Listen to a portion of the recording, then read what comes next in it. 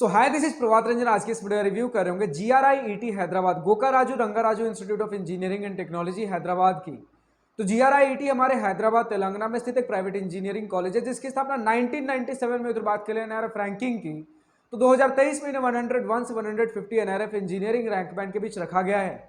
हर college review doctor आज की इस वीडियो में भी सबसे पहले इंटरनेट पर जितना भी डेटा अवेलेबल है, like placements, admission process, cut off, fee structure, बहुत क्विकली डिस्कस करने के बाद आराम से इत्मीनान से college and hostel life discuss कर रहे होंगे। तो स्टार्ट कर ले प्लेसमेंट के साथ। तुम्हारे पास एनआरएफ 2023 का डेटा है जो GRIET ने एनआरएफ के पास सबमिट किया था।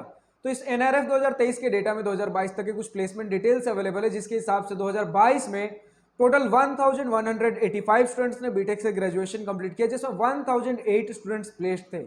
यानी कि इस डेटा के हिसाब से सभी बीटेक ब्रांचेस को मिलाकर ओवरऑल प्लेसमेंट परसेंटेज 2022 में लगभग 85% के आसपास रहा। वहीं अगर बात कर ले सभी बीटेक ब्रांचेस को मिलाकर ओवरऑल मीडियन सैलरी की, तो 2022 का ओवरऑल मीडियन सैलरी GRIET के लिए 6 LPA रहा अकॉर्डिंग टू एनआरएफ डेटा। और बात कर ले हाईएस्ट पैकेज की, तो 44 LPA के आसपास का हमारा कुछ हाईएस्ट पैकेज बताया जा रहा है। बात कर ले एडमिशन प्रोसेस की, तो हमें दो प्रकार का एडमिशन प्रोसेस देखने को मिल जाता है। सबसे पहले प्रकार में आप TSEAM-CET का एग्जाम देंगे, जिसमें जो भी रैंक बनेगा उसके बेसिस पर TSEAM-CET काउंसलिंग के थ्रू आपको कॉलेजेस एंड ब्रांचेस अलॉट हो रहे होंगे। दूसरा तरीका हमारा मैनेजमेंट कोटा, जिसके लिए आप डायरेक्टली कॉलेज को कांटेक्ट कर रहे होंगे। बात कर ले कट ऑफ की, तो हमारे पास TSEAM-CET 2021, 22 और 23 के लास्ट राउंड के क्लोजिंग रैंक के कट ऑफ के स्क्रीनशॉट लगे हुए for general candidates. Like computer science engineering 2023 में क्लोज हुआ था 2437 रैंक पर, और बाकी सारे ब्रांचेस की भी देख ही पा रहे हो। अब अगर आपको हर ईयर, हर राउंड, हर कैटेगरी कट ऑफ चाहिए तो आप शिक्षा की वेबसाइट पर विजिट कर सकते हो। बात कर ले फी स्ट्रक्चर की, तो अगर हॉस्टल प्लस मेस फी को थोड़ी देर के लिए साइड में छोड़ दे, उसके बाद जितना भी हमारा इंस्टीट्यूट, ट्यूशन, एकेडमिक फी, सारी चीजें मिलकर बनती हैं, जिसे हम यूजुअल तौर पे इंस्टीट्यूट फी, कॉलेज फी, एकेडमिक फी भी कहते हैं, ये लगभग आपका हर साल 1,40,000 रुपए के आसपास देखने को मिल जा रहा होगा। वहीं अगर बात कर ले हॉस्टल फी की, तो लगभग 80,000 पर ईयर स्टूडेंट्स ने हमें बताया है। तो फाइनली हम पहुंचते हैं अपने college and hostel life most awaited topic के ऊपर। तो सबसे पहले इसी पॉइंट के साथ स्टार्ट करना चाहूंगा कि हमारा GRIET, Gokaraju Rangaraju institute of engineering and technology, आपके हैदराबाद तेलंगाना में 24 एकड़ कैंपस एरिया में एक नॉर्मल सा इंफ्रास्ट्रक्चर प्रोवाइड करता है। बहुत हाईफाई इंफ्रास्ट्रक्चर भी नहीं, जस्ट नॉर्मल सा एक डिसेंट सा इंफ्रास्ट्रक्चर देखने को मिल जाएगा, जिसमें प्लेसमेंट्स हमें काफी बढ़िया देखने को मिलता है। अगर सिमिलर रेंज ऑफ इंस्टीट्यूट्स की बात कर लें तो प्लेसमेंट्स बहुत बढ़िया में देखने को मिलते हैं। आपके एकेडमिकली बहुत ज़्यादा ओरिएंटेड है चीज़ें, तो ये सारी चीज़ें आपको काफ़ी बढ़िया देखने को मिलेगी, जिसका एक रीजन हो सकता है कि आपका एनआरएफ रैंकिंग भी थोड़ा बढ़िया है। यानी कि आउटकम जो बोल सकते हो, एक स्टूडेंट को जो चीज़ें चाहिए वो सारी चीज़ें हमें बढ़िया देखने को मिल जाती हैं।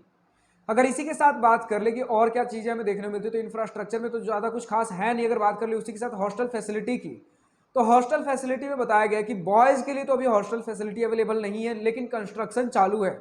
तो अगर आज की डेट में कंस्ट्रक्शन कंप्लीट हो चुका है, बॉयज हॉस्टल चालू हो चुका है, तो जो भी स्टूडेंट GRIET हैदराबाद से इस वीडियो को देख रहे हैं, कमेंट सेक्शन में लिखकर बताना ना भूले। फिलहाल अगर बात कर ले गर्ल्स के हॉस्टल फैसिलिटी की ही, तो यहाँ लगभग 80,000 रुपए हमें पर ईयर देखने को मिले, जिसमें कुछ स्टूडेंट्स ने लिखा है कि आपके मेस की फैसिलिटी अवेलेबल नहीं है, कुछ कैंटीन्स में खाना खाना पड़ता है। तो इस प्रकार की कुछ चीजें लिख रखी गई है कुछ स्टूडेंट्स की तरफ से। तो ज्यादातर स्टूडेंट्स का मुझे डेटा मिला नहीं है, ऑफिशियल साइट पर भी ऐसा कोई डेटा अवेलेबल नहीं है, तो मैं बता नहीं सकता कि मेस का खाना एक्चुअली ऑलरेडी अवेलेबल है या नहीं है, कैंटीन में खुद के पैसे से खाना पड़ता है, क्या सारी चीजें हैं। खैर, अगर मतलब आपका मेस का भी तो पैसा खुद ही देते हैं, लेकिन एक इन जनरल परसेप्शन होता है कि जो 80,000 हमारा पर ईयर लग रहा है उसी में मेस का भी खाना कवर्ड होगा।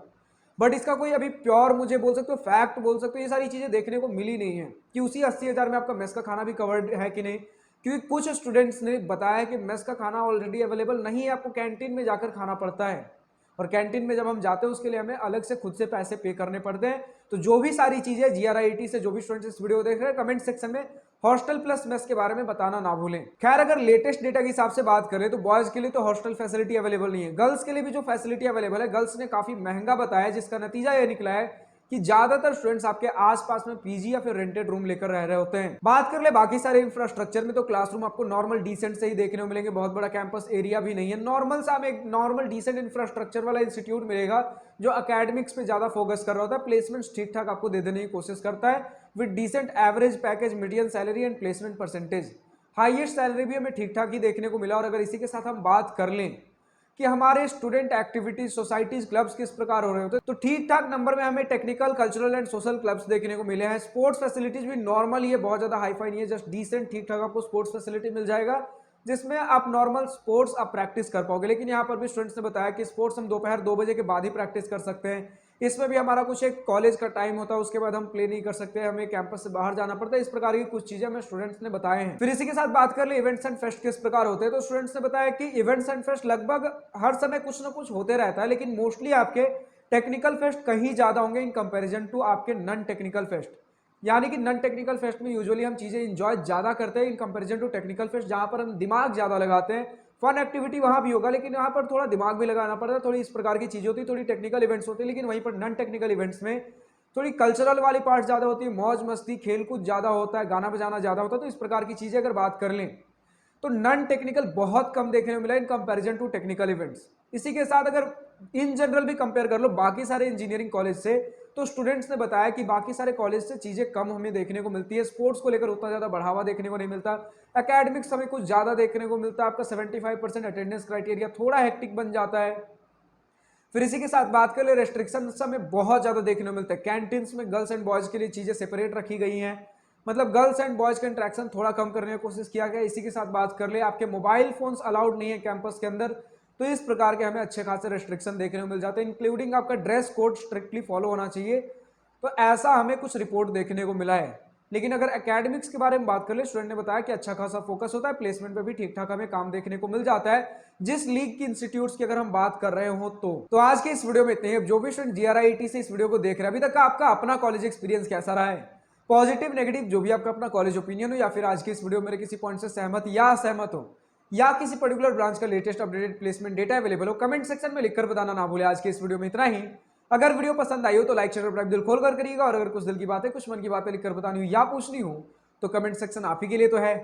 Thank you for watching this video, good bye, nice day, wish you all the best of future, enjoy journey.